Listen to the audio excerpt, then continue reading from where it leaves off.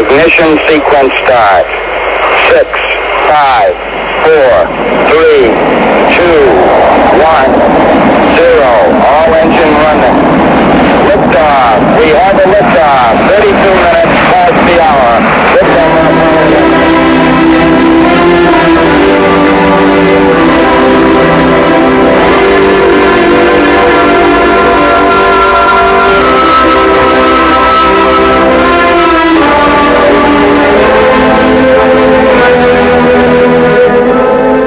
Back in the 1930s, when I was in my teens, I used to read science fiction pulp magazines, and they were great fun. Some of the stories were, of course, pure fantasy, but others contained more than a germ of truth. And it's quite amazing how much science fiction has now become science fact. And that's what we want to examine in this program, what science fiction has taught us and where it may lead us into the future. And I'm down here in my study in Chelsea, equipped with the latest devices, as you can see. And with me is no less a person than Michael Bentine, who has, of course, got a very strongly scientific background. Michael, you used to read these things too, didn't you? Very much indeed. I did my studying from these. I suppose I've got what they call a Reader's Digest degree and that sort of background, but equally one's got to look at it from the point of view that a lot of these were really predictive. Look at this, the World Wrecker, sideways in time. Crater 17 near Tycho. Electropolis by Otfried von Hanstein. Obviously a slightly Germanic gentleman. But this is interesting. You see, he's got an illustration there, and there we see the weather being controlled by Tesla towers. Now, they were designed in 1904, and Tesla was a very valid gentleman. He gave us alternating current, the Tesla coil, and if I remember, the thermonic valve. Well, that's just one example, isn't it, Michael? And what do you think is the most significant thing about this kind of science fiction? I think it's a precognitive experience. In one way, quite a number of them, people like Keller had a medical degree. Quite a number of them were scientists. I think they were probably primarily writers first who then studied science. Well, that's true, I know. But, of course, we one or two post-war examples of a scientist who have turned writer. Oh, yes. Fred Hoyle was one. Yes, Fred Hoyle, of course, Arthur Clarke. Oh, yeah, oh, very much so. You know, I came across the other day a copy of Wildest World, and this is regarded now with some veneration. A 1945 issue in which Arthur Clarke forecast communications satellites, and it's not even on the cover. No, I remember this. This was, of course, greeted with a tremendous outburst of public apathy at the time, which, of course, is part of the course, isn't it? No one took tried to notice of it. It's a tremendous article. I remember it was indeed, but he didn't get it all right. And one thing he wasn't certain about at all was the time scale. And, you know, when he was inning them, I asked him whether this kind of communication satellite had happened earlier or later than he'd expected. It's happened much sooner than I expected. I thought it wouldn't be around till the end of this century, maybe 1990. Also, I envisaged very large manned space stations, not the small communication satellites that in fact have arrived. And the reason is rather interesting, because at the time when I wrote that paper, I was working on a very complex RAF radar equipment, which contained an enormous number of radio valves, if you remember those things. I do indeed. There were about 1,000 of them in this complex equipment, and every day 2 or 3 blew up, so we were always replacing them. And it was inconceivable to me that elaborate electronic equipment would not need a full-time maintenance staff. Well, of course, the transistor came along, and that made it possible for communication satellites to be built and launched maybe 20 years ahead of my schedule.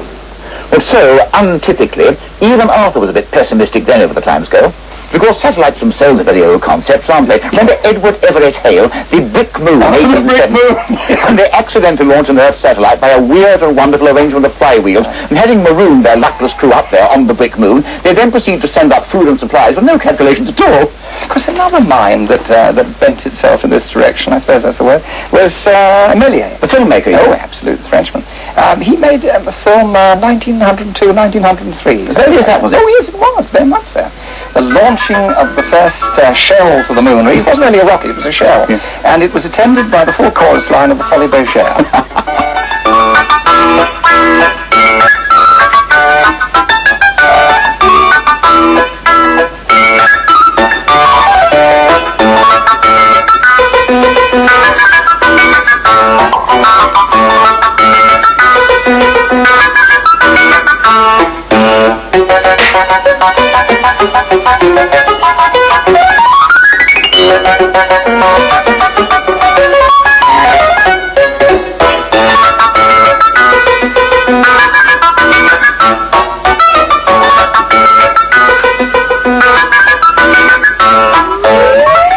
still think that's one of the funniest films I've ever seen, but I don't imagine it was meant to be taken very seriously. Not really. I think it was just the concept of the time, the idea of having an enormous gun that you fired the space shell out That of. was the way they really thought they were going to do it. And doesn't that take us back to the first great science fiction story of near modern times? Jules Verne, 1865, From the Earth to the Moon. Of course, the Columbiad. And the Baltimore Gun Club, made up of Civil War veterans, all of whom had lost an arm or a leg or something else, and now that the war was over, had nothing left to shoot at apart from the moon. You know, there can't be very many first editions of that book left, but I have in fact got one in the original French, and it really is glorious. I just thought you might have. I have, too. Look at this. I'd love to see it in French. And there, in fact, is the Columbiad, the space gun used to fire the astronauts into space at a speed of 7 miles a second, which he got right. Where did he actually get the figures checked? From his brother-in-law, who was a scientist. I mean, Verne wasn't himself, but he did get the things right as far as he could. And look, there's the launch. Oh, yes, look at that. Of course, with an initial velocity like that, you'd finish up as strawberry jam on the base plug of the shell. It would also be a one-way journey only, but plenty to do. Here's one of my favourite illustrations. It's illuminating the inside of the space cabin, lighting the gas. I love the padding. It's beautifully naive, isn't it? Well, but when you come to launching sites, he wasn't very far wrong. It was in Florida, not very far away from the modern Cape. That's extraordinary. That's almost precognitive. And then what about the telescope they built on Long's Peak? There's a lovely picture of that here. And in fact, you know, that is a perfect copy of the then largest telescope in the world, the Ross reflector, a 72-inch, built in 1845. Burr Castle. Exactly. Slung between two stone walls, incredibly cumbersome, but it did work, and there was no other telescope approaching that power, so he simply copied it. And isn't that an illustration of how Verne got his science right as far as he could, even though he wasn't himself a scientist? And then come on to H.G. Wells, who was a qualified scientist and made no attempt to stick to science. I mean, what about the first men on the moon? Anti-gravity. Yes. Cleverite. Yes. Professor Cavor, who was the mad scientist. Yes, it was the idea of blinds, wasn't it, to Yes. shield it. Yes. But that would virtually mean the polarization of the Earth's magnetic field, which would require either equal power or reflected power. And I'm sure that Wells knew that. And, you know, he was definitely a storyteller first and a scientist afterwards, at least in his early days. And I know that because he told me so himself. That's one-upmanship. True. Did you know Jules Verne, then? No, he died around about 1905, and that was a bit before my time. There's one point in his book that's always excited my admiration, you know. Obviously, he knew, as everyone knew at that stage, that the moon always keeps the same face towards us. There was a bit of the moon we can't see from the Earth, and he knew nothing about it. And he got round that beautifully. Look at this dear old 1959 globe. It seems very ancient now. And this blank area is the area that's turned away from us, and which we can't see. I remember how he did it. He sent the travellers round during the dark period, didn't he? Yes. And then there was a flash of a fireball or something like that. They just caught a tantalising glimpse of it. Wasn't that the way he did it? It was indeed, and of course that got him out of a very nasty difficulty, because at that time Hansen's theory was still around. Oh, Hansen was the bird that took all the water vapour and the atmosphere to the other side of the moon, and he made that part of it fertile. That was a lovely idea. It hadn't been disproved then, and this, of course, is what it really looks like, a globe drawn up from the latest space probe observations. Well, you should know. You've been observing for how long? Over 40 years, because only the side of the moon we know about.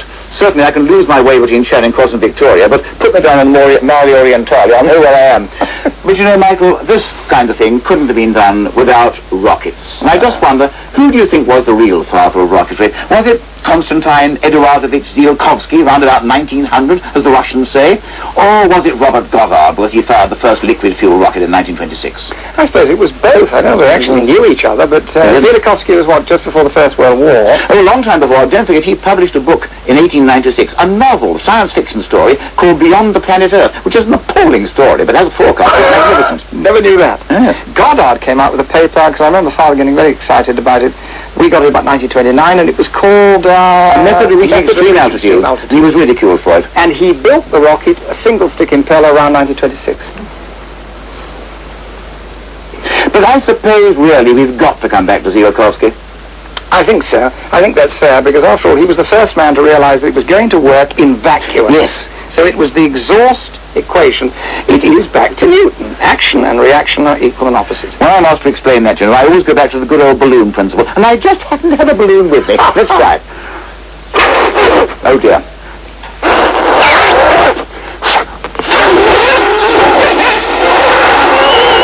Right. One balloon, compressed gas inside. When I let go the exhaust, the gas will rush out, the balloon will kick against itself, and it's going to fly with any luck. Right, Michael, stand by for a rocket launch. Well... It went up all right. A rather erratic course, possibly, but after all, some of the liquid fuel rockets of the 1930s did behave rather like that.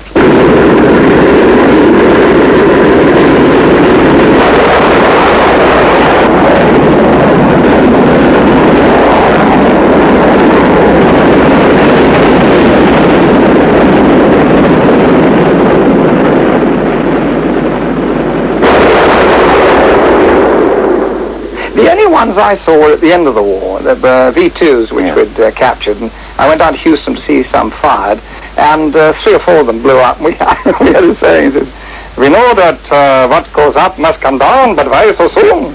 Well, of course, that was really after the early pioneer period had gone by. But it's rather amazing, you know, that Von Braun in those days was a very young man, and he saw it right the way through. After all, the V2s were the ancestors of the Apollos, no doubt about that at all. No doubt at all. And Von Braun was actually there in the control tower when the first Apollo was sent up to land upon the moon. Did you ever see any of the Apollos go up? No, unfortunately not. I saw one. I saw the last one, number 17, and it really was the most amazing experience. There was this tremendous rocket, and then the firing came, clouds of smoke came out, a brilliant light, and a kind of wall of sound hit you. And what to me was more awe-inspiring than anything was the fact that when you looked across 4 miles, and I was 4 miles away, there were men inside that fiery holocaust. It was quite incredible, and that would have been sheer science fiction not so very long ago. You know, many of your old pulp magazines got the launching procedure pretty well right, step rockets and all. And they got this spacewalk right, some 1929 spacewalk. Look at that chap, he's rather spread eagle, isn't he? Well, of course, that's the pressure inside the suit, isn't it? And space stations, too. Of course, I remember the time, and this went on till the 1950s, when wheels were all the rage. Here's an old wheel. This must be, what day is it? 1929, I think. 29 or 30, that one, yes. Looking further into the future, that brings us on to 2001, the Arthur Clarke film that made such a tremendous stir. They've got the same kind of thing. You've got the space station, a really magnificent space station this time, and this is a very serious concept. And I just wonder how long it's going to be before that kind of space station is actually built.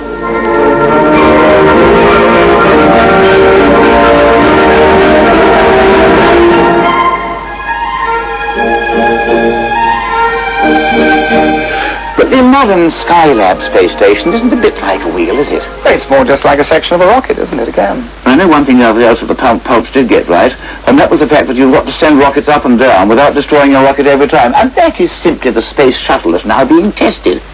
But landing on the moon did give the fiction writers quite a lot of trouble, and particularly in these pulp magazines. They got it wrong quite a number of times. I do remember one Russian film just after the war when they had a very tall, thin landing module.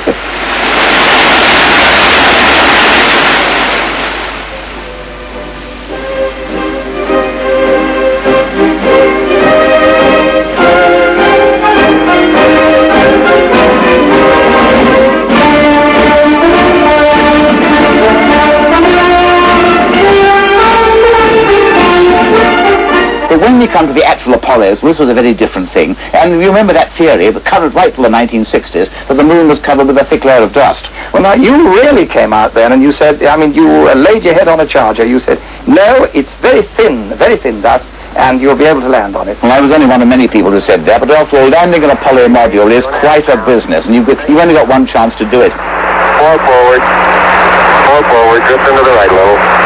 6 and a half, 30 seconds forward, just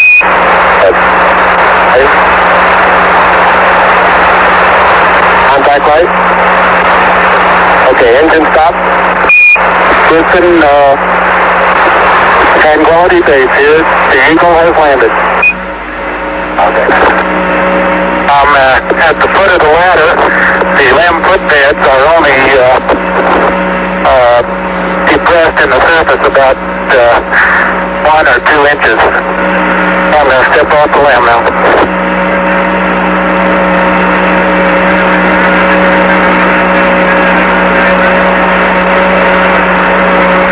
It's 1 small step for man, 1 giant leap for mankind. And then, you know, Michael, something else that gave the fiction writers a tremendous amount of trouble right up to modern times, and that is landing back on the Earth. And the man who got it right, more than anyone else, I think, was Jules Verne. And when you compare his splashdown in the sea with an actual Apollo splashdown, the resemblance is absolutely uncanny. Well, beyond the moon, of course, Mars, and that is above all the planet beloved of the storytellers. I wonder why, Michael. I suppose it's because it's less unlike the Earth than any other. I think also a lot's got to do with the discovery of the canali by Schiaparelli.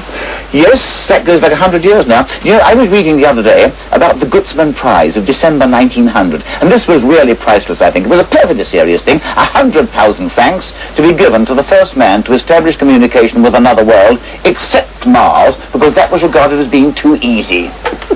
60 million miles away, it's too easy. Well, the canals, of course, I'm rather sorry about them. Schiaparelli drew them, Percival Lowell drew them. Well, I've used his telescope and I can't see any canals, and I think we know now that they are simply tricks of the eye, which is really rather disappointing. Well, your mother drew them beautifully. Look, she's got this lovely picture of the canal here. And the lichen, that's what I like. She's got the idea of the lichen there. And the little Martians who happen to be green instead of red. A couple of lovely bug-eyed monsters, and for once, I think you'll agree, those are rather nice bug-eyed monsters. Yes, they are. Quite unlike the things one normally gets on Mars in stories. Well, I find exactly the same idea, because when I did the Bundes years ago, everything that came to Earth was a bug-eyed monster and a horror, and usually came from the planet Mars. So I created the Bundes because they were benevolent, egg-shaped, and cheerful, and these have the same cheerful type quality.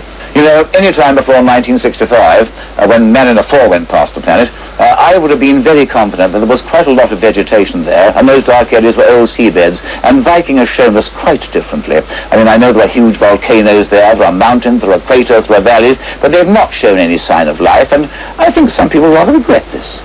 Yes, Mars has been a bit of a disappointment, but I don't think we should write off Mars, even now. Because if there's never been any life on Mars, that's a very surprising fact, because it looks as though Mars may have been quite benign a few million years ago, or a few billion years ago. But I wonder whether life had time to evolve there before conditions became impossible. It begins to look as though life can evolve very rapidly if conditions are at all favorable. On the other hand, it's fair to say, isn't it, that all the material in the universe appears to be made up of the same kind of stuff as you and me. Therefore, life, wherever it may be, is going to be of the same basic type as ours, even though it may look different. When you consider the incredible variety of life on this Earth, it's obviously impossible to speculate usefully about life on any other planet. I mean, who could have imagined the giraffe, the giant squid, the whale, or indeed, if you take a dispassionate viewpoint, us? Since on this one planet, in a relatively uniform environment, nature has done such fantastic things, and on planets that are very much hotter, or very much colder, or have different chemical constituents, then life could take almost any imaginable form. But it wouldn't really be a bug-eyed monster, would it? It might look like one, but if it's made up of the same constituents as you and me, then from our point of view, it would be the same form of life. Remember, too, that from the point of view of other forms of life, we are bug-eyed monsters. Perfectly true. And I just wonder, you know, whether some of these more bizarre life forms that must exist here and there would be recognizable to us. What do you think? It's quite possible that they might be totally unrecognizable. Of course, some of them might even be what we would call spiritual. It might be patterns of energy, or even patterns of light, not necessarily physical bodies at all. I know this is going really far in speculation. I suspect that most really advanced intelligences, though, will be electronic, mechanical, in other words, the successors of our computers. In fact, I think what we're doing now is to build our own successors. And I just wondered, when we look at a film like Star Wars, is this so fantastic as most people imagine? It's much too rocky. This way is much easier. What makes you think there are settlements over there? Don't get technical with me. What mission? What are you talking about? I've just about had enough of you. Go that way. You'll be malfunctioning within a day, you nearsighted scrap pile. And don't let me catch you following me, begging for help, because you won't get it.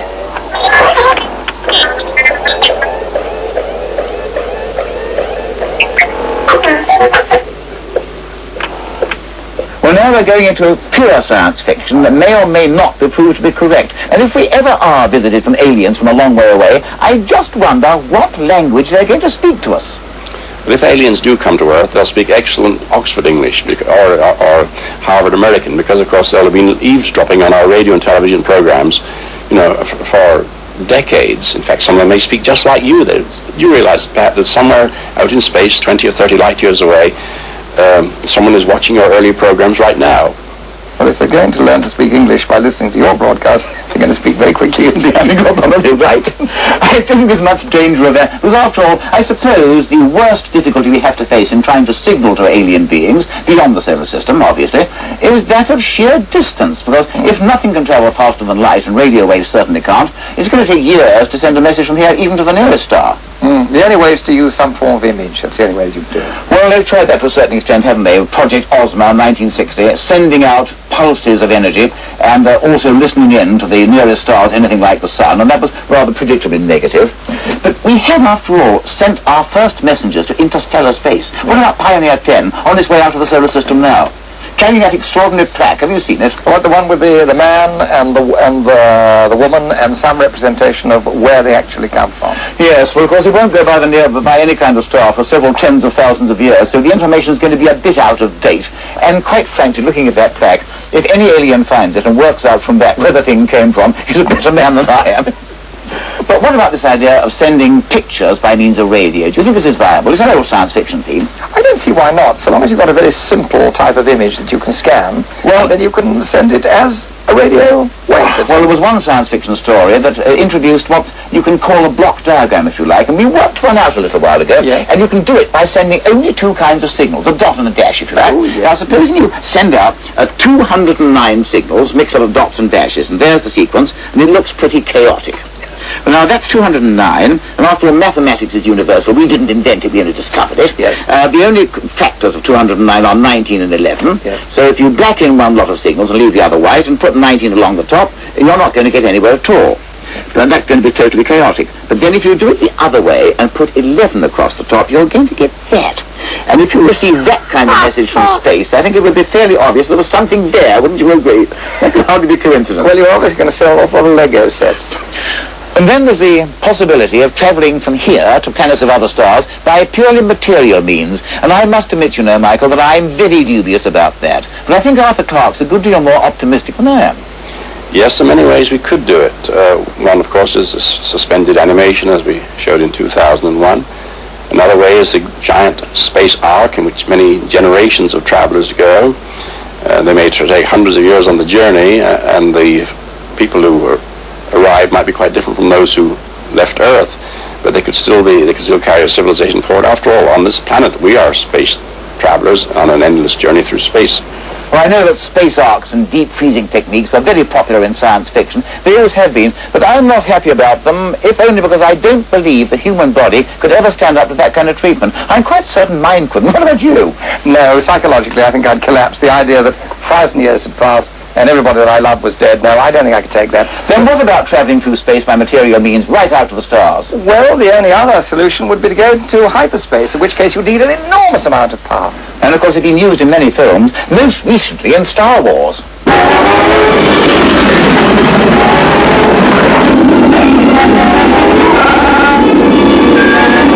Like an Imperial cruiser passing through the water, and I thought, try and hold them off, angle of the deflector shield while I make the calculations for the jump to light speed.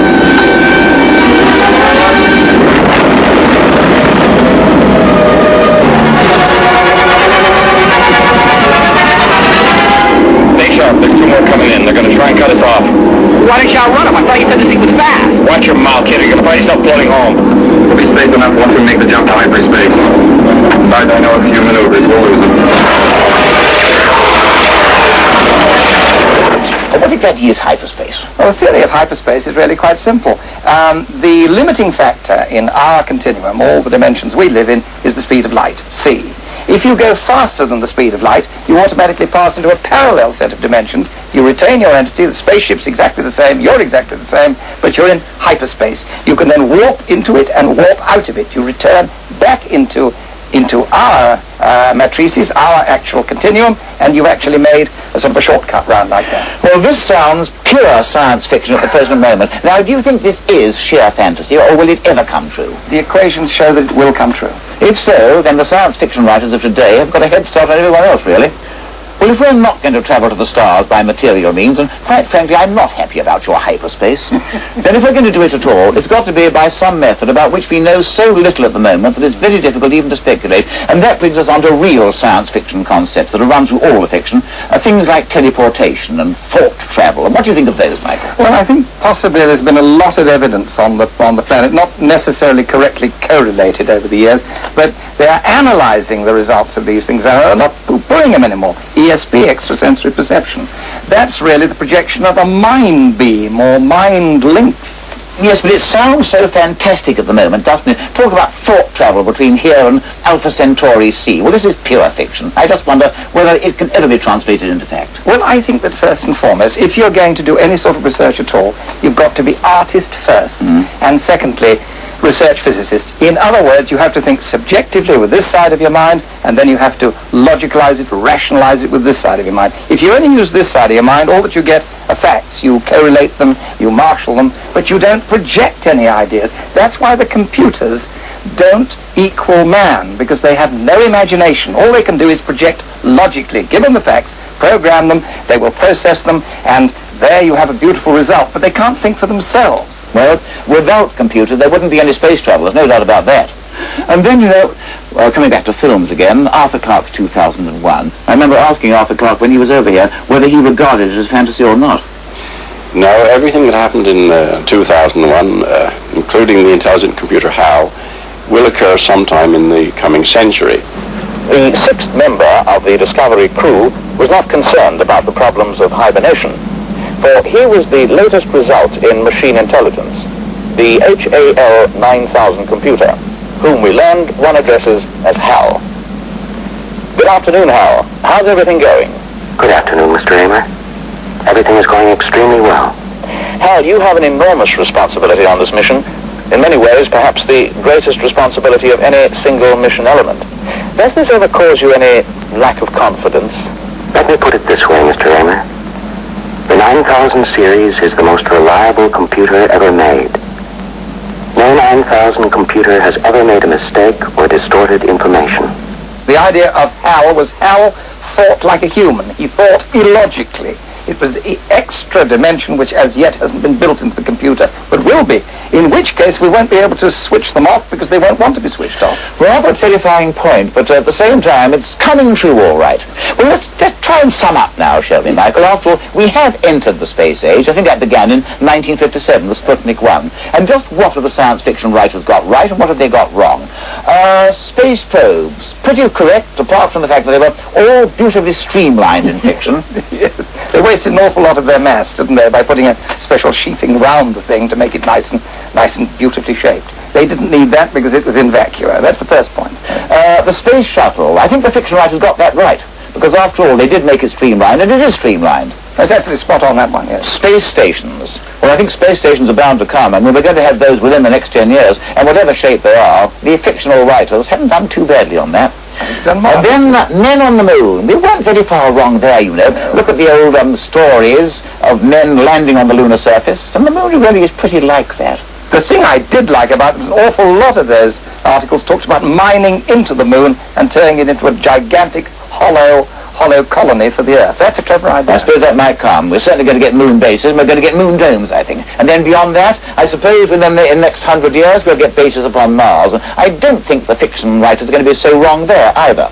But further than that, well, we're getting into rather dangerous ground, aren't we? Because we really come to the limit of science as we know it. And I just wonder where science fiction is going to lead us next.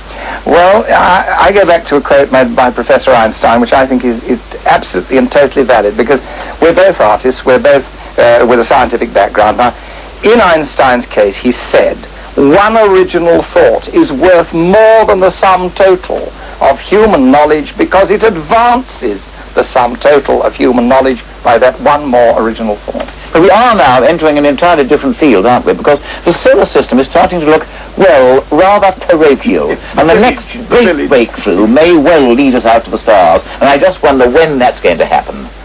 I should think within the next century. I do believe they're going to develop the torch drive. I do believe that with plasma, this enormous forces that, for instance, Professor Eric Laithwaite has investigated the forces of the flywheel, and he can now, without frictional loss, transmute, in other words, rotational force straight into linear force, and that way, in his own words, lies the route to the stars. Whether it's going to take 100 years or 1,000 years or even longer, I don't know. But at least the science fiction writers have given plenty of ideas. You can't fault them on that. Yep. But still, there are one or two themes that I find very hard to credit, and the one I can't take at all is the idea of aliens coming from another world and landing upon the Earth and kidnapping people and taking them away. And it doesn't seem at all credible. Well, I think that's where you cross the barrier between the old sci-fi idea and fantasy, weird stories, that type of nonsense. And when you get that, you're into fairy tales. This is really what it's all about. I think there's a great difference between a sci-fi projected